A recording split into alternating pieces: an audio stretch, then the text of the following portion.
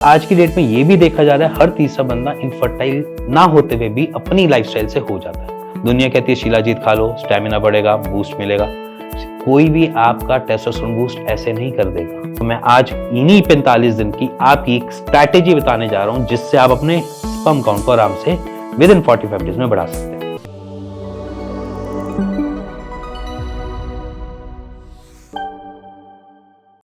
क्या 45 डेज में हम अपने स्पर्म काउंट को लो टू हाई ले जा सकते हैं? सिंपल है या टफ है? ऐसे बहुत सारे डाउट्स आपके जहन में चलते रहते हैं और उन डाउट्स का आंसर देने आज मैं आपके सामने बैठा हूं। Doctor Himanshu Dhawan seed fit पे आपका स्वागत करता है और इसी के साथ आपको बताता है कि कैसे 45 दिन में आप अपने स्पर्म काउंट को बढ़ा सकते हो। देखो, ऑलमोस्ट हम सब एक नॉर्मल रूटीन में बिजी हैं, जैसे कि सुबह उठना, स्ट्रेस लेना काम का और काम पे जाना, फिर वापसी आना, फिर उसी स्ट्रेस को लेकर सोना और फिर नींद को भी पूरे ढंग से नहीं लेना और साथ साथ अपने फोन को स्क्रॉल करते रहना कि आज कुछ अच्छा नया दिख जाए या कुछ नई सीरीज में कुछ अच्छा मिल जाए। ये बहुत सारी चीजें हम नॉर्मल रूटीन में आज की डेट में हम लेते हैं और उसका भी स्ट्रेस अपने शरीर पे डालते हैं। और आज की डेट में ये भी देखा जा रहा है हर तीसरा बंदा इनफर्टाइल ना होते हुए भी अपनी लाइफस्टाइल से हो जाता है। इतनी सारी कॉम्प्लिकेशंस के साथ 45 दिन में कैसे आप ऐसा जादू कर दोगे कि जिसकी वजह से हम अपने स्पर्म काउंट को बढ़ा सकेंगे? तो सिंपल चीजें हैं, अगर आप मानोगे आज से और करने बैठोगे आज से, तो गारंटी कह रहा हूँ 45 डेज के बाद आपके जो स्पर्म काउंट है वो अपने आप ही बढ़ते हुए देखने को मिल जाएंगे। अगर आपने टेस्ट करवा रखा है तो वेल एंड गुड है, अगर नहीं करवा रखा है तो करवा लेना। अगर आपको ऐसे ही क्लियर हो जाता है कि जहां पर वाटरी स्पर्म की जगह या वाटरी सीमेन की जगह आपको थोड़ा सा उसमें विस्कोसिटी बढ़ती हुई दिखाई दे तो भी बता देना। क्योंकि मैं इसलिए कह रहा हूं क्योंकि टेस्ट करवाने के बाद आप जब 45 डेज के बाद टेस्ट कराओगे तो उसमें आपको हमेशा इंक्रीमेंट देखने को मिलेगा आपकी स्पर्म काउंट में। सो बेसिकली स्टार्ट करते हैं कि किस तरीके से हम इसको 45 डेज में बढ़ा सकते हैं, क्योंकि बहुत सारी चीजें आपको अलग अलग तरीके से देखने को मिलती है। क्योंकि आपके यार बोलते हैं कि ये ले ले, इससे तेरे स्पर्म काउंट बढ़ जाएंगे। आपका कोई और बड़ी आएगा, वो कहेगा कि यार तू एक्सरसाइज कर तो तेरे स्पर्म काउंट बढ़ने लग जाते हैं। तो मैं आज इन्हीं 45 दिन की आपकी एक स्ट्रैटेजी बताने जा रहा हूं जिससे आप अपने स्पर्म काउंट को आराम से विद इन 45 डेज में बढ़ा सकते हैं। सो गाइज, नॉर्मल होता है कि हम जानते भी हैं कि डाइट हमारे लिए बहुत मेन इंपॉर्टेंट रोल देती है, एज एन हमारे ऑर्गन्स के लिए भी और एज एन हमारे स्पर्म के लिए भी। क्योंकि जैसा हम खाएंगे वैसा हम प्रोड्यूस कर पाएंगे। अदरवाइज क्या होगा कि अगर आप जो खाते हो, इनटेक करते हो, उस तरीके का आपकी बॉडी न्यूट्रिशन गैदर कर पाती है और उसी न्यूट्रिशन से हमारी स्पर्म प्रोडक्शन होती है। एक लॉजिक सी बात है, जानते होगे ये सारी चीजें। बट अब इसमें क्या ऐसी चीजें खानी चाहिए जिससे हमारी स्पर्म काउंट बढ़े?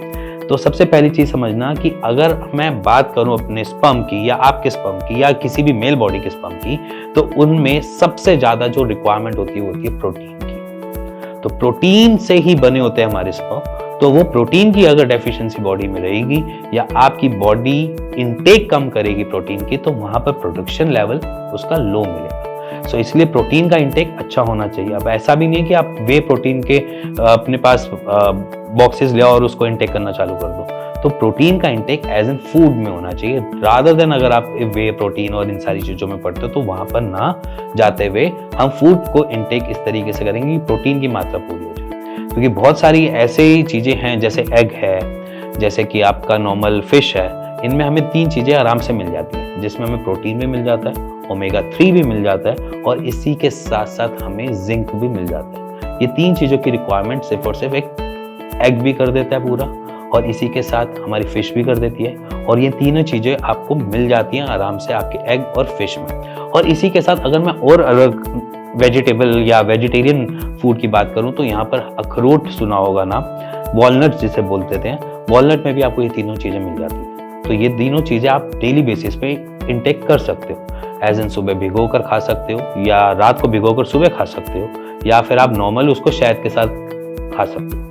तो इजी टू इंटेक है, कोई दिक्कत नहीं है। बट इन सारी चीजों को डेली रूटीन में लाना पड़ेगा।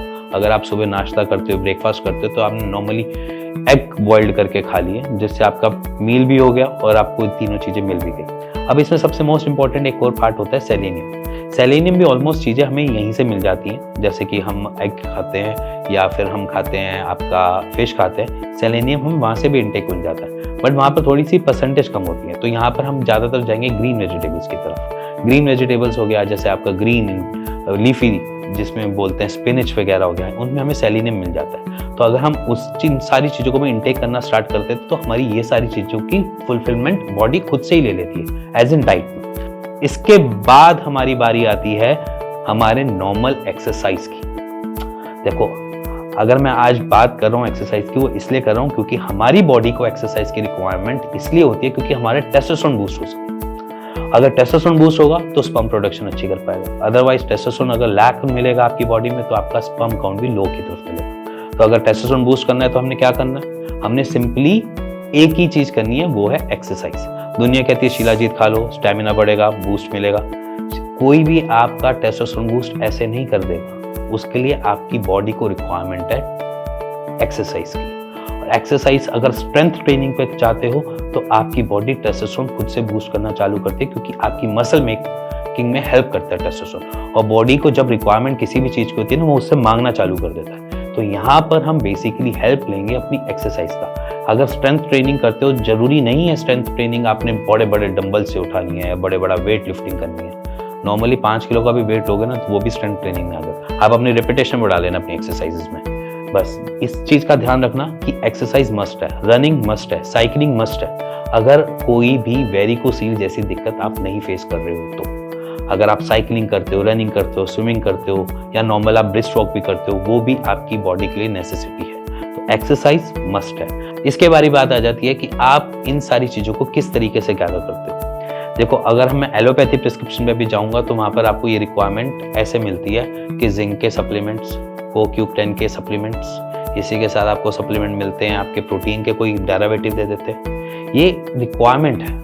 एलोपैथी इसलिए सर्व करते हैं ये सारी चीजों को क्योंकि आपकी बॉडी की रिक्वायरमेंट है जो फुलफिलमेंट नहीं हो रही। बट इसी के साथ मैं सीड फिट एक मेल फर्टिलिटी किट लेकर आया हूं जिससे आप अपनी हेल्दी तरीके से, नेचुरल वे से अपने स्पर्म काउंट को बूस्ट कर सकते हैं। इसमें हमने वो सारी रिक्वायरमेंट्स को सोच समझ कर डाला है, जैसे कि अश्वगंधा, शिलाजीत, जिंक, ये सारी की सारी रिक्वायरमेंट्स को फुलफिलमेंट करता है।